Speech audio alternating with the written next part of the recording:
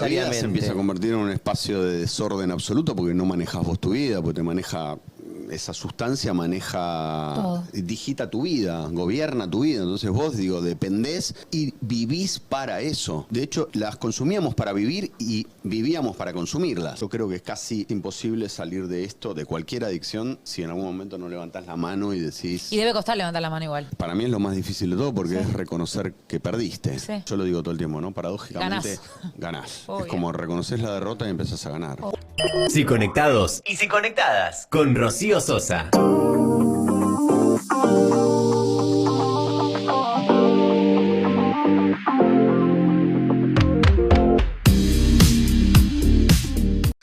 Bueno, mi nombre es Pilar Arzuaga, tengo 29 años, terminé con la licenciatura en psicología en el año 2018. Bueno, con vos, Ro, compartimos algunas materias y demás. Y después, bueno, yo estoy viviendo en el norte de España, así que me vine para acá y estoy ejerciendo con clínica de adultos. Me especialicé, hice algunas especializaciones en terapias con tratamientos de adicciones o en grupos, y tuve la oportunidad en Argentina de participar de los grupos de consumos problemáticos. Y bueno, y también en clínica psicoanalítica hice algunas especializaciones. Así que bueno, ahora ejerciendo solo con adultos y online por temas burocráticos, pero bueno, con ganas de volver a los grupos. Claro, y estás así que homologando el título. O sea, sí, haciendo el proceso, digamos, ¿no? haciendo el proceso que lleva su tiempo, pero bueno, de a poquito va, paso a paso. Bien, buenísimo. Bueno, Pili, nada, el capítulo de hoy vamos a hablar de los consumos problemáticos. Yo, y supongo que vos también, siempre trato de decir consumo problemático y no necesariamente adicciones, para correr un poquito el eje de la sustancia en sí misma, sino propiamente del objeto de la adicción, que puede ir desplazándose, digamos. Y te quería preguntar, bueno, ¿cuándo un consumo es problemático? ¿Cuándo se considera que un consumo es problemático?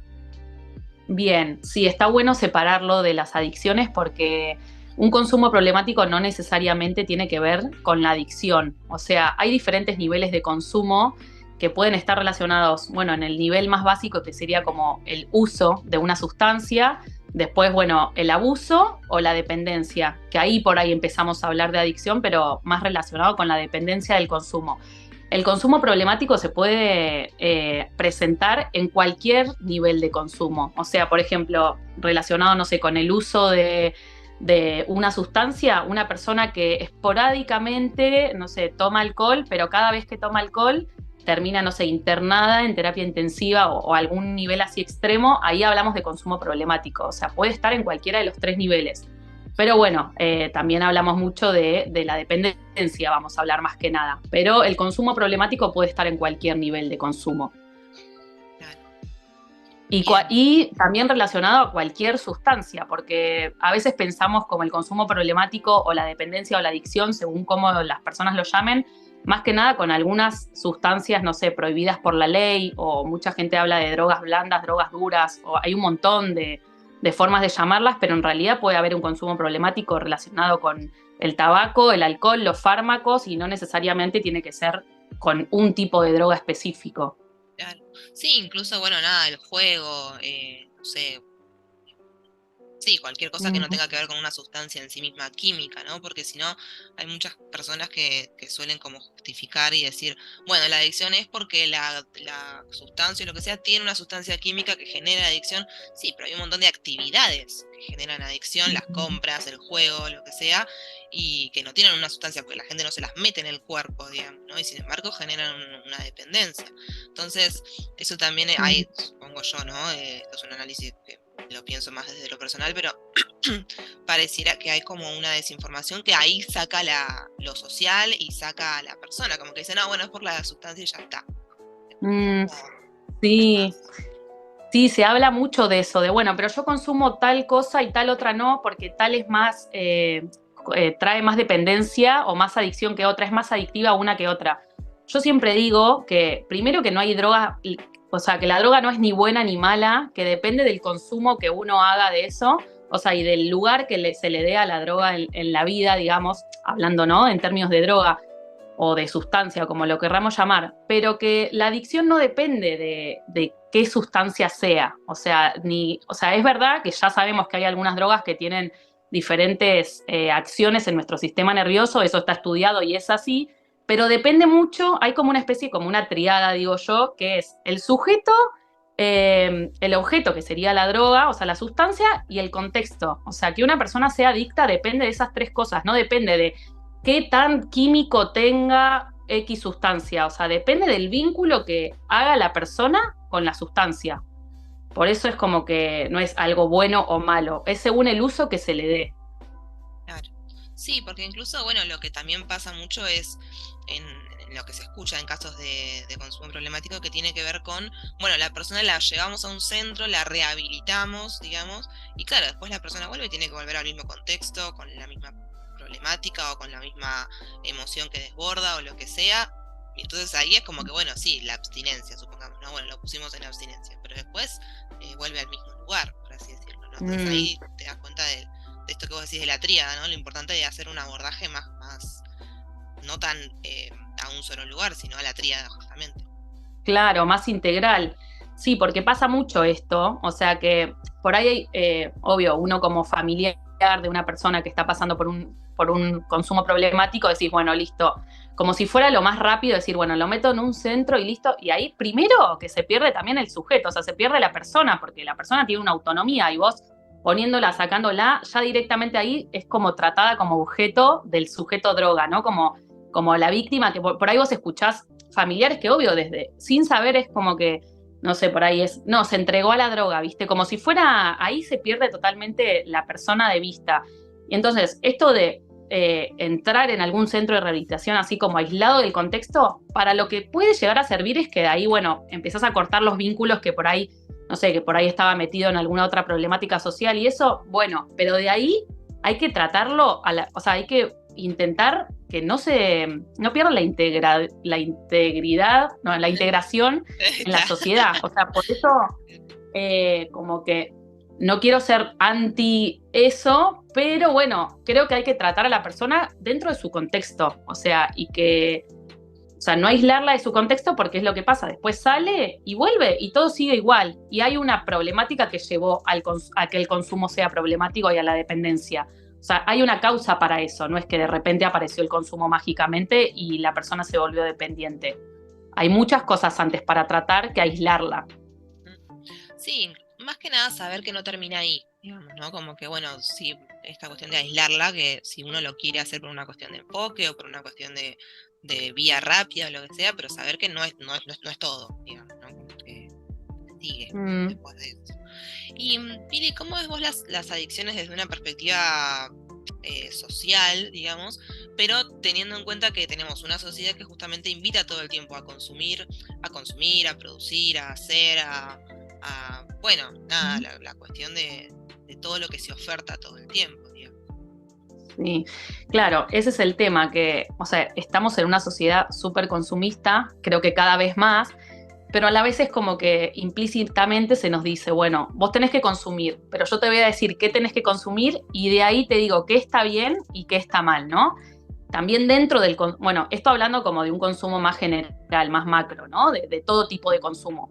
Pero dentro del consumo de sustancias, también lo que pasó, como que cuando se prohibieron ciertas sustancias, como que ahí se armó todo como una especie de estigmatización a las personas que consumen ciertas sustancias y otras que no. Se armó fue esto como la ley seca, ¿no? Se le llamó esto de la prohibición de algunas sustancias. Entonces ahí como que la sociedad se dividió en o sea, se armó como una demonización de la droga y de la lucha contra la droga. Entonces, lo que pasó es que al hablar de lucha contra la droga, la persona que consumía esas drogas que estaban prohibidas quedaban súper estigmatizadas. Y ahí como que se arma también como una especie bueno, dentro de todos los estereotipos que hay, como una especie de, se arma la imagen del adicto como algo como súper negativo y se le atribuye como todos los males de la sociedad. Entonces también es súper peligroso porque a la clínica llegan un montón de personas que se atribuyen esto de soy el adicto con esa capa de todo lo de negativo y la persona queda, pero totalmente anulada frente a esto de el adicto, ¿no? Que también como dentro de las drogas, más allá de si están habilitadas o no por la ley, o sea, si están legalizadas o no, también como que hay una especie de relación con el poder, ¿no? O sea, se habla como que no es marginal quien consume, sino que además de consumir, es como ajeno a los mecanismos de poder. Hay como una especie de estudio como que habla de una lógica de desvío social, que pone tipo la pirámide de la sociedad, y como que los que están más alejados de la cúspide son los que donde más el consumo se va a ver. Por ejemplo, hay un ejemplo, no sé, no es lo mismo ver una persona que se toma, no sé, un whisky o una bebida como, o en un bar prestigioso, a que vos lo ves todos los días tomándose ese whisky en ese bar prestigioso, y por ahí después salís y te encontrás en la vereda a una persona tomando un vino en caja o consumiendo Paco, y va a ser más señalado la persona que está como en ese lugar más marginal, que es como que no está tan cercano a los mecanismos de poder. O, no sé, tomarte una pastilla en una fiesta que pagaste una entrada a estar consumiendo en la vereda otra cosa, ¿no? Siempre también va a estar relacionado mucho con el tema del margen social. Claro. Sí, bueno, porque ahí también podemos ver esta cuestión del prejuicio y de la doble vara, digamos, ¿no? En ese sentido.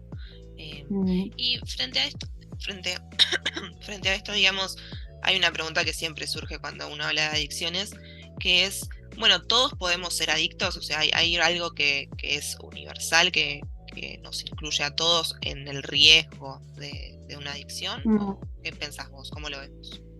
Sí, yo obviamente que siempre, bueno, nosotros desde este lado estudiamos mucho el caso por caso, ¿no? Que se tienen que dar como muchas cuestiones, y es esto, que no depende o sea, no depende ni solo ni de la persona ni de la sustancia, también depende del contexto, de en qué momento estés vos en tu vida, o yo siempre también hablo mucho del lugar que le da la persona a la droga en su vida.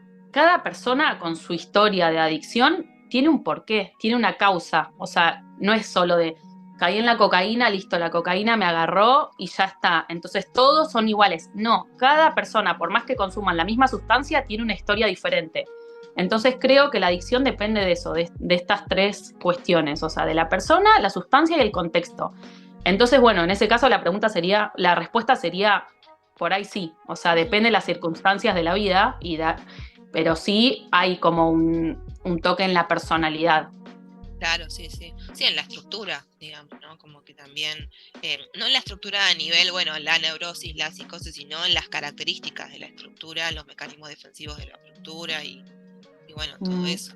También saber que lo que vos dijiste, ¿no? Que la adicción al consumo problemático está ahí por algo, o sea, está cumpliendo una función, como que también hay que tratar de ver, supongo yo desde la clínica, le digo supongo porque no trabajo con consumo problemático, pero digo, ver el por qué se instaló ahí, por qué se puso en ese consumo y no en otro, por qué se puso en un consumo, digamos, ¿no? En ese sentido. Y Pili, ¿cuándo crees que es el momento en el que la persona que tiene un consumo problemático acuda a un espacio terapéutico? O sea, no cuándo hay que ir, ¿no? Porque uno podría decir, bueno, cuando se llega a una dependencia, cuando interfiere en la vida cotidiana, sino más que nada, ¿cuándo crees que la persona que está en un consumo problemático cae en la cuenta y dice, bueno, tengo que pedir ayuda? Por supuesto, es más que nada opinión, no es tanto algo que esté tan estudiado. Sí, porque es cierto que muchas veces llegan, pero sin haber problematizado su consumo. O sea, muchas veces las personas llegan porque, bueno, no, me mandó mi pareja, me mandó mi mamá o me mandó alguien, ¿no?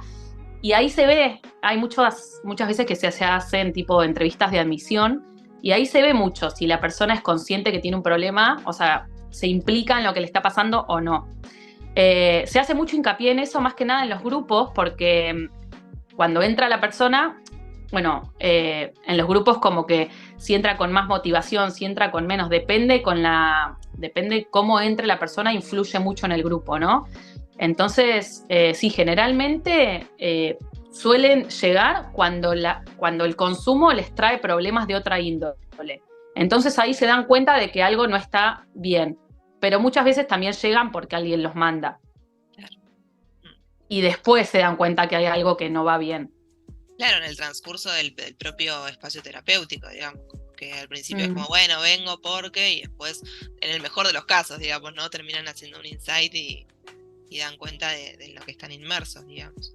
Y vos, porque la otra vez estaba escuchando una entrevista que le hicieron a Gastón Pauls, y que él, bueno, hace ya como creo que 9 años aproximadamente que no consume nada, digamos que un café es como lo más fuerte que consume, y Y él contaba que la lucha contra la adicción es algo diario, o sea, más allá de la cantidad de tiempo que lleva, nada más allá de lo que sea, él decía que la lucha contra la adicción es algo de todos los días, porque él dice, yo hace 9 años que no consumo nada, pero yo me acuerdo de memoria el teléfono del dealer, digamos, ¿no? Entonces como que era todos los días luchar contra eso. ¿Vos qué pensás? Digo, ¿crees que es cierto que esto, que la lucha es de todos los días? Yo creo que sí, que es algo de que las personas con las que he tratado, digamos, que están en recuperación, o lo mismo que Gastón Pauls, que hace mucho que no consumen, siempre lo tienen presente, siempre. También cambia mucho, creo que hay un cambio muy grande cuando la persona, por ejemplo, llegan al consultorio, me ha pasado que dicen, bueno, yo soy adicto en recuperación o adicto recuperado, y no consumen hace un montón. Y yo siempre como que medio incito, no me gusta cuando hablan de soy adicto recuperado, porque en algún punto siguen diciendo que son adictos. Y nosotros sabemos como la importancia de la palabra y cómo influye en el psiquismo, cómo influye en el inconsciente cada palabra y cómo se perciben. Entonces, después también con el transcurso de las sesiones se va viendo cómo cambian el discurso y como que ya no se ven como esa adicta recuperada o ese adicto recuperado y se ven como, bueno, en la época en la que tuve adicción, es muy importante hablar de que tuve relación con o sea, tuve problemas con el consumo o tuve alcoholismo, a veces dicen.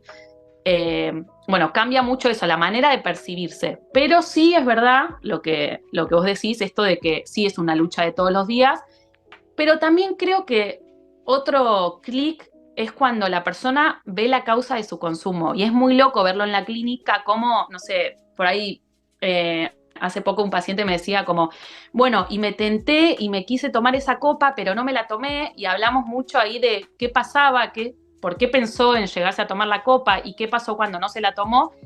Y ahí se ve el lugar que tenía el consumo en la vida de la persona, el por qué y cómo se implica en ese padecimiento. O sea, es increíble cómo, por eso digo que es mucho el caso por caso. Pero sí, es una lucha de todos los días. La persona lo tiene muy presente y además porque es algo que marca mucho y también por el estigma que hay.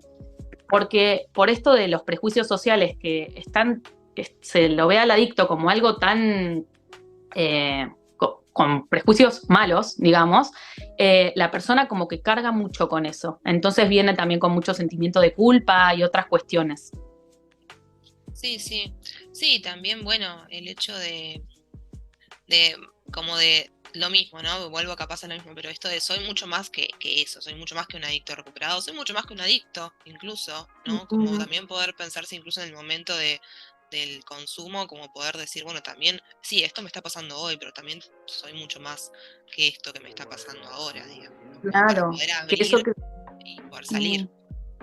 Sí, que en la clínica pasa mucho eso, como que de repente aparece la persona y ya está, y es tipo, bueno, vos sos X y tuviste un problema con el consumo, pero sos X y sos mucho más que eso, como vos decís. Y ahí también aparece mucho como que se nota y como que se empoderan mucho, porque es tipo, no, claro, yo soy yo, bueno, tuve una relación tóxica con el alcohol, por ahí te dicen, pero aparece la persona y se empodera y recupera mucha autonomía. Eh, y cambia y como que pasa mucho como que la persona al principio está en lugar medio de objeto y la droga en lugar de sujeto, ¿no? Como, bueno, el objeto que se entregó al sujeto droga, ¿no? Y después cambia y es tipo, yo soy el sujeto y la droga es el objeto, que fue un objeto con el que tuve un problema, pero yo soy un sujeto y hay mucha más autonomía y se nota cómo cambia la relación. Claro. Sí, sí, la diferencia entre soy tal cosa y tengo tal cosa, o padezco tal cosa, digamos. Esto porque Tal es cual. tomar la distancia y no hacerlo como una cuestión así, parte del todo, bueno, soy, no sé, soy delgado, soy alto, soy insensible, bueno, soy adicto, digamos, ¿no? Como tengo adicción o padezco una adicción, como hacer esa distancia, esa separación. Pero bueno, qué Sí. difícil también, ¿no? Como poder correrse eso, lleva su tiempo y su proceso. Sí, que deje de identificarse con la enfermedad también, ¿no? O sea, como un montón de otras enfermedades, del peligro de identificarse con eso, con el soy. Claro, sí, sí. Sí, y en el hipotético caso, porque también hay gente que hasta lo dice como que le sirve decir soy por una cuestión bueno, de saber que esto es parte de lo que yo fui, digamos, ¿no? Pero bueno, siempre que esté esa distancia, digamos, que si la persona quiere decir, porque no cambia solo en decir soy, obviamente, pero digo, si la persona quiere decir soy, que tenga conciencia, digamos, de eso, de que bueno, sí, está bien, y también todo esto, digamos, también sos todo esto, como que en el caso de que la persona sienta que necesita utilizar esa palabra para atravesar el proceso, o sea. ¿Y en qué crees que, porque bueno, vos fuiste diciendo, ¿no? Los grupos, el grupo, entonces, ¿en qué crees que beneficia la grupalidad al tratamiento de las adicciones? Yo creo que cuando el grupo se ve como consolidado, hay como, bueno, además del sentido de pertenencia, hay como cierto compromiso que se ve en el grupo, o sea, que se ve de la persona hacia el grupo. Por ejemplo, muchas veces la persona hace un esfuerzo terrible por no fallarle al grupo. O sea, que si bien más allá de por su propio bien es como, bueno, no le tengo que fallar al grupo. Y también lo que pasa mucho con respecto a las recaídas y demás, por ejemplo, las personas que vienen al grupo, ¿no? Y cuentan que tuvieron una recaída, eso hace como que se arme toda una charla al respecto y que cada uno como piense para adentro como sus propias recaídas o demás, y sirve para charlar un montón de otras cuestiones. Algo para destacar es que en los grupos no estamos todo el tiempo hablando de la adicción, el consumo, se hablan otros temas, o sea, otros temas que por ahí no tienen nada que ver con el objeto de consumo o con la droga en sí, pero surgen un montón de cosas en la espontaneidad que ayudan mucho. Y además la motivación, porque la mejoría del que tengo al lado, como se pasa mucho que se identifican entre ellos, entonces la mejoría de uno como que me incentiva a mí para decir que yo también puedo, eso también. Y se tiran tips, y también no es lo mismo hablar uno desde el lugar de terapeuta o lo que sea, a que se hablen entre ellos, como entre pares. Eso ayuda un montón, porque sirve mucho a la motivación, y por ahí, desde el terapeuta a la persona con consumo problemática, por ahí a veces lo toman como desde la presión, desde otro lado, lo que uno les dice. Y en el grupo se arma como entre pares Claro. y ayuda mucho. Y el compromiso que se ve cuando se arma el grupo y se consolida es terrible. Para Claro, bien. claro, sí, sí, sí. Sí, porque también, bueno, me imagino que esto que vos decís, ¿no? De que en cierta forma a veces a veces, no digo siempre, pero a veces hay una distancia con el terapeuta, por una cuestión de desconocimiento de la vida del terapeuta que es súper necesario, pero digo de que, bueno, yo no sé por qué pasaste vos, o se escucha mucho de, bueno, yo no sé si vos me vas a entender porque no te pasó, digamos, ¿no? Me ha pasado, nada que ver esto, ¿no? Me cuento una cuestión personal, pero con mi analista, y mi analista es varón, digamos, ¿no? Y yo he llevado cuestiones que me pasan por ser mujer, y hubo un día que le dije, no me vas a entender porque sos varón. Le dije, o sea, yo te voy a explicar esto y no me vas a entender. Y bueno, trabajamos en relación a eso, por supuesto, pero qué importante también que la grupalidad cumpla un poco esa función de decir, bueno, evidentemente, si bien cada vivencia es individual, pero esto, ¿no? De bueno, vos pasaste por lo mismo, o estuvimos atravesando el mismo lugar, o un lugar similar, aunque sea.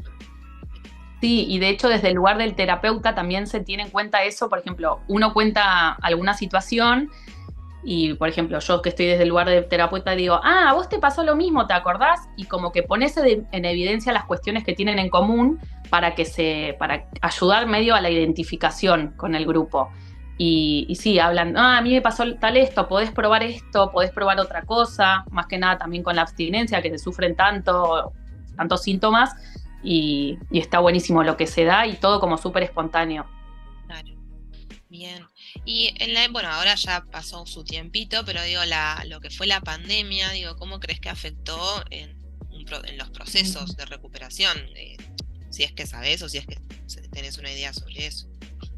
Sí, la verdad es que, bueno, yo no estaba en los grupos en el momento de la pandemia, pero bueno, sí sé que se corrompieron un montón de, Sí, como que se interrumpieron o se vieron afectados. Claro, interrumpieron, sí. Y además también, el tema motivacional, ahí bajó mucho, porque muchos a veces dicen que consumían tipo por aburrimiento o cosas así. Bueno, la pandemia, que todos sabemos lo que nos pasó a cada uno dentro de nuestras casas, pero eso llevó mucho al consumo. También con el tema del alcohol, porque es algo como está legalizado y podés acceder mucho más fácil. Bueno, en realidad con todo el tipo de consumo, pero el tema de no tener una motivación o el tema de los lazos sociales que ayudan un montón, que en la pandemia todo eso estuvo como un poco pausado, eso afectó negativamente un montón. Claro, sí, sí. Sí, y también, bueno, lo que decíamos al principio, ¿no? Porque en la pandemia fue un poco eso, fue invitar a consumir, porque fue, bueno, mirá las promos de este lugar, mirá lo que podés hacer, mirá la actividad física que tenés que estar todo el día haciendo para aprovechar. Bueno, una cuestión como toda de eufórica, digamos, de actividad, de constante estímulo, de exceso. Entonces, justamente eso viene recontra, o sea, se puede acoplar muy bien a los consumos, digamos. Sí, y el tiempo libre también, o sea, afecta negativamente. Y Pili, ¿qué crees que se puede hacer, supongo yo, aparte de la información, ¿no? ¿Qué se puede hacer para eliminar el estigma que hay frente a la persona que consume, ¿no? Porque así como uno dice, estoy resfriado o tengo asma, lo que sea, no es lo mismo que si uno dice, soy adicto o tengo una adicción. Entonces, ¿qué crees que se puede hacer para que eso deje de ser tan diferente y que se pueda eliminar el estigma? Eliminar, es un mundo muy utópico, ¿no? Pero digo, en el mejor de los casos. Sí, primero eso, verlo como lo que es, o sea, como una problemática de salud mental, pero además esto es lo que vos decís, es como que en otras problemáticas, no sé, es increíble, pero cómo está implicado lo social acá, ¿no? O sea, esto de falopero, drogadicto, que ya con ese tono se nota como todos los prejuicios negativos que tiene, ¿no? Obviamente que sí, frente a eso es como, bueno, la información, o sea, la información como que mata un montón de estigmas, y eso es cierto. No, y además esto de cómo ayudar a una persona desde el lado de, obvio, no todos estamos preparados, o sea, no todas las personas saben cómo ayudar a una persona que esté en situación de consumo problemático, pero también aprender que una persona que está en situación de consumo problemático ya sabe lo que está mal o sabe qué mal le va a hacer esa sustancia, ¿no? O sea, vos diciéndole, che, vos sabías que te está haciendo mal o sabés todo lo que te puede generar, no le estás diciendo nada nuevo. Entonces, medio retar a una persona o decirle todos los males que le puede causar o, no sé, alejarla o sacarle la plata para que no compre o lo que sea, no ayuda de nada porque la persona va a seguir consumiendo. Lo único que puede ayudar en ese sentido es que se aleje de vos, o sea, y que busque juntarse con otra gente que no lo esté señalando o no lo esté retando y te va a empezar a ocultar cosas. Es así. Eso por ese lado. Creo que me fui un poco de la pregunta. No, pero sí, o sea, justamente viene de la mano con otra pregunta que te iba a hacer después, que tenía que ver con, bueno, qué se puede hacer, ¿no? Para acompañar a una persona que sufre de este tipo de padecimientos. Pero también está bueno igual que lo hayas traído. ¿Por qué? Porque tiene que ver con el hecho de que obviamente uno a veces toma medidas desesperadas. Esto de decir, bueno, listo, hasta que no dejes de consumir, no sé, no te hablo, no, yo con esto no sigo. Bueno, o a veces uno toma medidas desesperadas que capaz no son las que más ayudan, y se recontraentiende también, pero es recontra importante porque tiene que ver con que la persona no es que está desinformada, no es que no sabe que eso le hace mal. De hecho, bueno, vuelvo mucho a la entrevista esta con Gastón Pauls, pero él decía, nadie que consuma te va a decir, che, consumir está buenísimo, vayan, digamos, como vayan a consumir. No, o sea, nadie te lo va a decir. Entonces, él hablaba de eso, de que la persona sabe que no está bueno consumir, digamos, ¿no? Claro. Es como la persona que es adicta al tabaco. O sea, ya sabemos que en todos los paquetes de tabaco o en los atados aparece todo lo que te puede pasar y todas las enfermedades. Y la persona mira esa imagen y se está prendiendo un pucho en el momento. O sea, ya sabe que está mal, pero no lo puede controlar. O sea, es algo que realmente está fuera de su control. O sea, es así.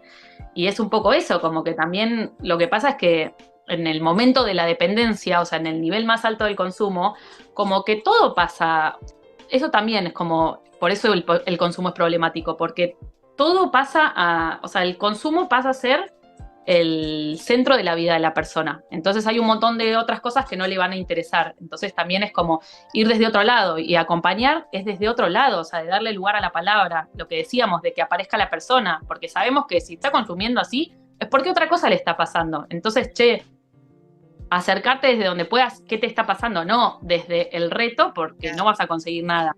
Darle lugar y a que aparezca la persona y que aparezca el sufrimiento y que se pueda implicar en eso que le pasa, ¿no? En qué es lo que le llevó a consumir de esa manera. Sí, también saber que a veces la persona ni sabe, ¿no? Qué es lo que le está pasando, ¿no? Como esto de que, bueno, pero ¿qué te pasa? ¿Qué es eso? No, nada, bueno, estoy estresado, bueno, pero ¿por qué te estresas? No, nada, no sé. Y genuinamente capaz no sabe, digamos, como que hay Mm, también una cuestión que a descubrir y es como acompañar eso. Obviamente, repito lo que yo dije recién, se entiende a quienes les sobrepasa la situación y quienes en medidas desesperadas dicen este tipo de cosas. No, no, no es que te hace mal, no te das cuenta, no. Bueno, si bien obvio. no ayuda, pero se entiende.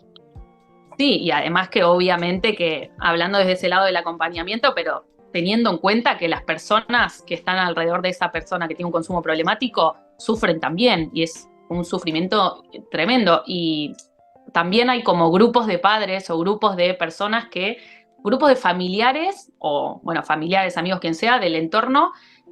O sea, se arman los grupos terapéuticos con los familiares. Y eso está buenísimo también, porque también pasa esto de la identificación y de cómo acompañar, porque uno no sabe cómo acompañar. O sea, realmente también informar desde ahí está bueno, ¿no? Cómo acompañar a una persona que está padeciendo un consumo. Nadie tiene el manual de qué hacer. Tal cual, y nosotras, o sea, ni siquiera quienes se dedican a la salud mental, como que podemos tener lo que es mejor o lo que se recomienda, lo que puede llegar a servir, pero nada es absoluto, nada es listo, esto funciona al 100 y vamos a aplicarlo siempre en todos los casos, digamos.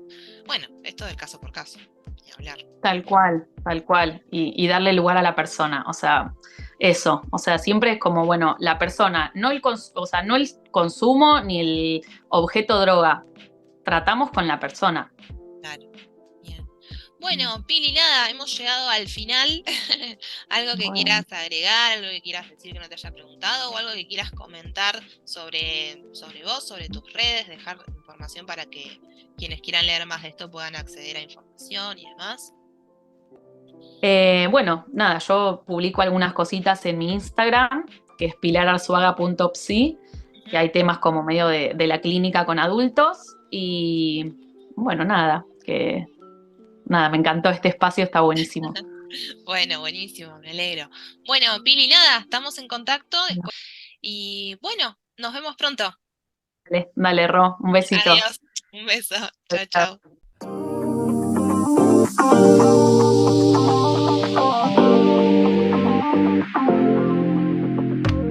Si Conectados y Si Conectadas es un podcast independiente y autogestivo sobre salud mental.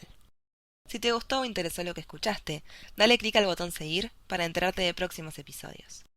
Si lo deseas, puedes aportar tu colaboración ingresando a www.campsite.bio/lic Rocío Sosa para que este podcast pueda mejorar y seguir creciendo.